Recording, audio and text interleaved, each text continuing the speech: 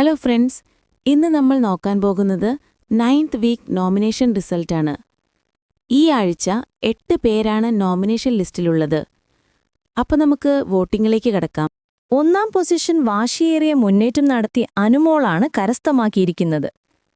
രണ്ടാം പൊസിഷനിൽ പാറക്കല്ല് മാതിരി ഉറച്ചു നിൽക്കുകയാണ് ജിസൈൽ. ഇത്തവണ ആര്യന്റെ വോട്ടാണ് ജിസൈലിന് കിട്ടിയത്.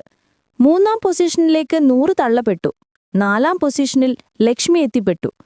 ആദ്യ വോട്ടിംഗ് ആഴ്ചകളിൽ ലക്ഷ്മി 2ാം സ്ഥാനത്തായിരുന്നു. എന്നാൽ ഇപ്പോൾ 4ാം സ്ഥാനത്തേക്ക് തള്ളപ്പെട്ടു. 5ാം സ്ഥാനത്ത് ആദിലയാണുള്ളത്. നിലവിൽ ആദില സേഫ് സോണിലാണ്. സാബുമാനെ കിടുത്തിവെട്ടി നിവിൻ 6ാം പൊസിഷനിലേക്ക് അട്ടിമറി മുന്നേറ്റവുമായി പ്രവേശിച്ചു.